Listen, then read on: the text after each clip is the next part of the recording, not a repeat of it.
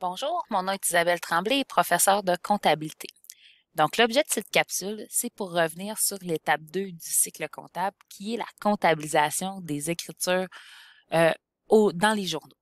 Donc, ce qu'on a vu dans la démonstration, c'est que les écritures étaient effectuées dans le journal général.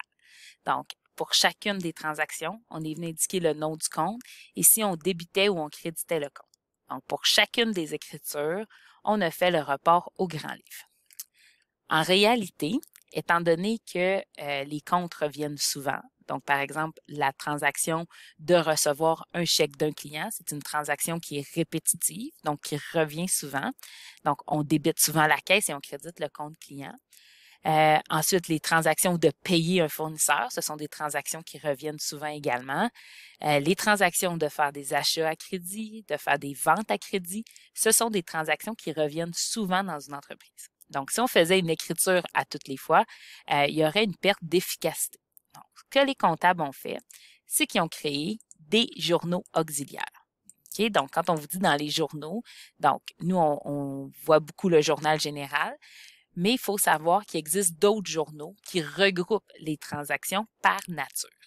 Donc, je vous ai mis les journaux ici. Donc, vous avez le journal des achats, le journal des ventes, le journal des encaissements et le journal des décaissements.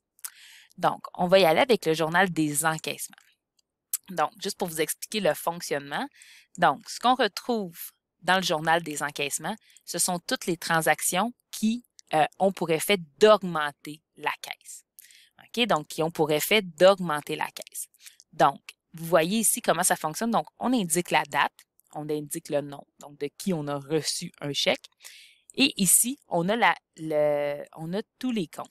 Okay? Donc, tous les comptes qui sont utilisés dans le journal des encaissements sont présentés ici. Donc, étant donné qu'il n'y a pas deux colonnes, okay, ce qu'on se trouve à faire, c'est pour chacun des comptes, on va indiquer si on débite ou si on crédite. Donc, comme je vous ai dit, dans le journal des encaissements, ce sont les transactions où la caisse est augmentée. Donc, dans ce cas-ci, c'est une colonne débitrice. OK? Donc, dans cet exemple-là, donc la transaction du 11 octobre, c'est le client qui nous rembourse. OK? Donc, la caisse, étant donné que c'est un compte d'actifs et qu'on reçoit un paiement, la caisse se trouve à être débitée. À l'inverse, étant donné que le client nous a remboursé, donc il nous doit moins d'argent. Le compte client, c'est un compte d'actifs, donc si on veut le diminuer, on va le créditer.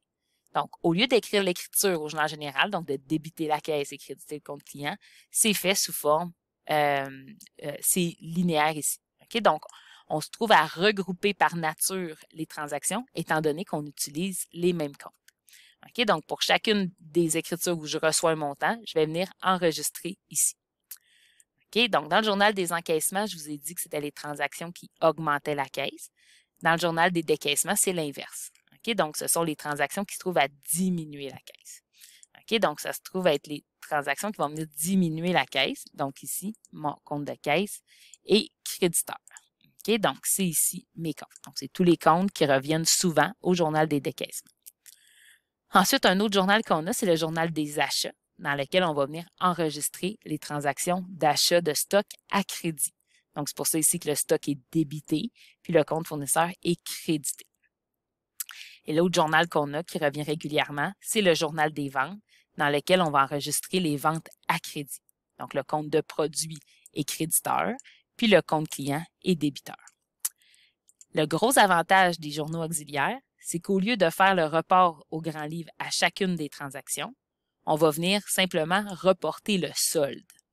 Okay? Donc, quand on arrive à la fin de la période, okay, on va venir reporter, on va venir créditer le compte de vente. Donc, je vais aller au grand livre du compte de vente et je vais créditer 538, comme dans l'exemple ici. Ma référence à ce moment-là, ce sera Journal des ventes.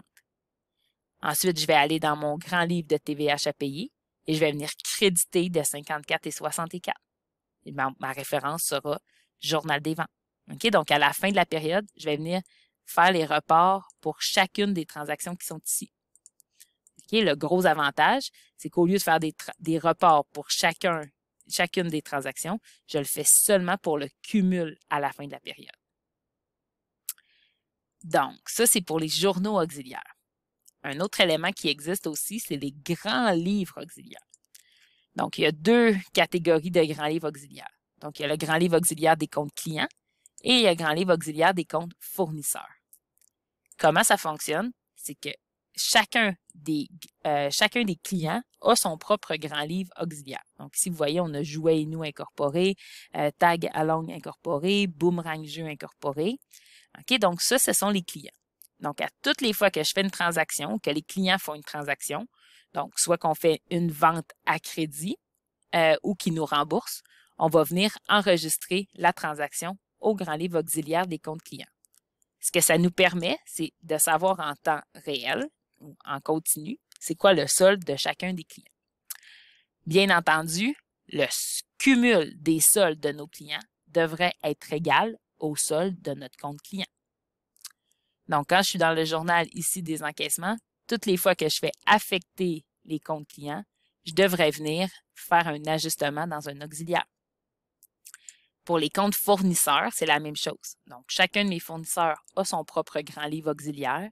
Quand je fais un achat à crédit ou quand je rembourse mon solde à mon fournisseur, je vais venir faire l'enregistrement directement dans mon grand livre auxiliaire des fournisseurs. Encore une fois, le cumul des soldes de mes grands livres auxiliaires devrait être égal au solde de mon grand livre des fournisseurs. Donc, le journal des achats, journal des ventes, journal des encaissements et journal des décaissements ont été créés pour augmenter l'efficacité de l'enregistrement des transactions. Dans le fond, c'est pour être plus efficace, okay? Donc, pour que ça l'aide plus rapidement. Donc, les transactions sont groupées par nature, donc ils utilisent les mêmes comptes. Puis, les reports sont effectués seulement à la fin de l'année au lieu d'être effectués à chacune des transactions.